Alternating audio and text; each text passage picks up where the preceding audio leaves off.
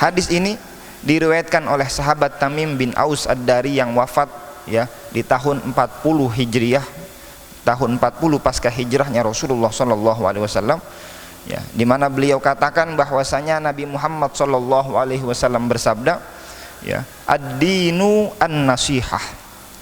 Ya, kata Rasulullah sallallahu alaihi wasallam, ya, ad-dinu an-nasihah. Agama itu adalah an-nasihah.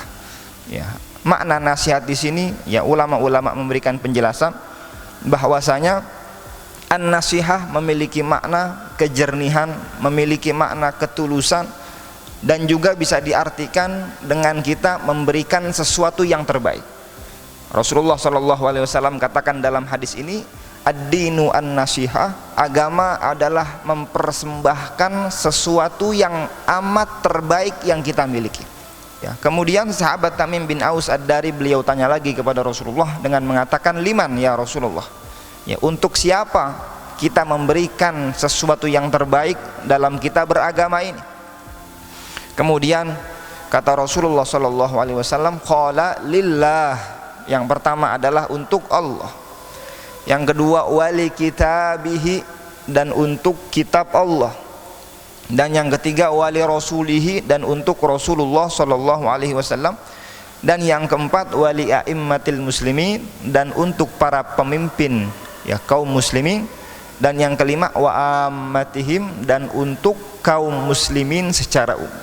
Nah, yang pertama hadirin jamaah sekalian, ya, ketika Nabi Muhammad katakan lillahi, ya, untuk Allah subhanahu wa ta'ala, itu artinya kita orang-orang yang beriman, orang-orang yang beragama punya kewajiban untuk memberikan yang terbaik untuk Allah subhanahu wa ta'ala tegaskan dalam ayatnya yang cukup banyak, ya, di mana Allah bilang dalam Al-Quran, ya, innani anallah la ilaha illa ana, ya, sesungguhnya aku ini Allah, kata Allah dalam Al-Quran, la ilaha illa ana, tidak ada Tuhan selain aku. Banyak lagi ayat-ayat yang lain di mana Allah menegaskan bahwasanya tidak ada Tuhan selain Allah SWT. Nah, nasihat yang pertama, ya, ketulusan yang pertama dalam beragama, ya, diwujudkan dengan hal yang seperti ini, ya, diwujudkan dengan kita beriman bahwasanya tidak ada Tuhan selain Allah, dan kita pun beriman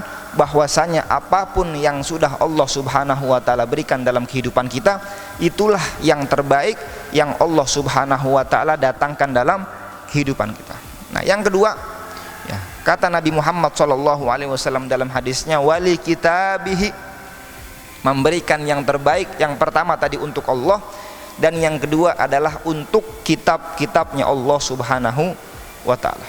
Dan kita diminta untuk beriman, untuk meyakini bahwasanya Allah subhanahu wa ta'ala turunkan kitabnya terhadap para nabi dan rasulnya, bahwasanya Al-Quran adalah penutup dari kitab-kitab yang Allah subhanahu wa ta'ala turunkan kepada nabi-nabinya, dan Al-Quran juga menjadi mukjizat terbesar yang Allah subhanahu wa ta'ala berikan kepada Rasulullah sallallahu alaihi wasallam. Nah, nasihat yang kedua, kejernihan yang kedua, ya, memberikan yang terbaik yang kedua terhadap Al-Quran adalah dengan kita menjadi orang yang membaca Al-Quran itu sendiri. Dalam hadis Nabi Muhammad, ya, Nabi Muhammad katakan afdhalul dzikri qiraatul Quran, ya, zikir yang paling baik, zikir yang paling afdal kepada Allah adalah dengan membaca Al-Quran. Kemudian yang kedua setelah itu memahami akan apa yang ada di dalam Al-Quran. Kalau orang hanya berfokus dalam memahami Al-Quran, hanya berfokus pada terjemahan, ini amat sulit mendatangkan, ya, pemahaman yang sempurna terhadap Al-Quran itu, ya. Makanya kita nggak cukup hanya dengan kita membaca Al-Quran kemudian membaca terjemahannya saja.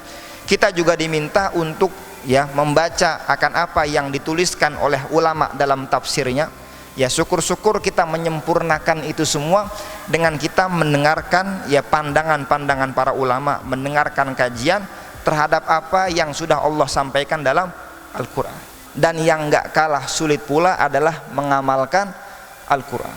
Artinya tiga hal ini menjadi kewajiban kita ketika kita bermuamalah, ketika kita berhubungan dengan Al-Quran. Dan yang ketiga, nasihat atau kejernihan, ketulusan, perjuangan sesuatu yang terbaik kita berikan pula untuk Rasulullah Shallallahu Alaihi Wasallam. Ini perihal yang tidak kalah pentingnya dengan bagian yang pertama dan yang kedua. Ya, Allah Subhanahu wa taala nyatakan dalam Al-Qur'an, atiullaha wa atiur, taatlah kalian kepada Allah, wa atiur rasul, dan taatlah pula kalian kepada Rasulullah Shallallahu Alaihi Wasallam. Nah, dua perihal ini tidak bisa dipisahkan ya dengan bagian pertama dan yang kedua. Nah, yang menjadi renungan pula buat kita hadirin jamaah sekalian di pagi yang mulia ini, Nabi Muhammad masuk kota Madinah berubah menjadi mulia. Bagaimana bila Rasulullah Shallallahu Alaihi Wasallam masuk ke dalam hati kita, maka sangat mungkin hati yang gersang berubah menjadi hati yang tenang, ya, hati yang hina berubah menjadi hati yang mulia, karena di dalam hati kita ada nama Rasulullah Shallallahu Alaihi Wasallam. Nah, inilah gambaran ya orang-orang yang mendapatkan kemuliaan dari Allah, manakala dalam hatinya, dalam kehidupannya senantiasa mengerjakan akan apa yang diwariskan oleh Rasulullah Shallallahu Alaihi Wasallam. Nah, yang selanjutnya kita diminta untuk memberikan yang terbaik untuk para pemimpin kaum muslimin dan untuk ya para orang-orang yang telah beriman kepada Allah Subhanahu wa taala. Bagaimana wujud memberikan yang terbaik terhadap mereka? Ya, dengan kita menjadi orang yang menasehati mereka, ya, memerintahkan sesuatu yang baik dan melarang sesuatu yang buruk. Bila mana kita dapatkan dari mereka sesuatu yang buruk, kita katakan ini buruk. Bila mana kita dapatkan mereka melakukan satu hal yang baik, kita apresiasi perkara baik yang telah dilakukan oleh para pemimpin dan yang telah dilakukan oleh orang-orang yang beriman kepada Allah Subhanahu wa taala. Akan tetapi ketika mereka melakukan satu hal yang tidak sesuai dengan apa yang sudah diperintahkan oleh Allah Subhanahu wa taala, maka menjadi kewajiban kita untuk mengingatkan mereka, untuk menasihati mereka agar mereka kembali menjadi orang-orang yang menjalankan akan apa yang diperintahkan oleh Allah Subhanahu wa taala. Nah, kira-kira ini gambaran dari hadis yang diriwayatkan oleh Tamim bin Aus Ad-Dari, bahwasanya kita beragama memiliki tujuan untuk memperbaiki relasi kita kepada Allah dengan kita meyakini Allah Subhanahu wa taala itu esa, dan meyakini bahwasanya apapun yang Allah Subhanahu wa taala berikan dalam kehidupan kita itulah yang terbaik. Dan di waktu yang bersamaan kita pun diminta untuk memperbaiki relasi kita kepada hamba-hamba Allah dengan kita menjadi orang yang menegakkan amar ma'ruf dan nahi munkar, tapi dengan cara yang sudah digariskan oleh Rasulullah Shallallahu Alaihi Wasallam.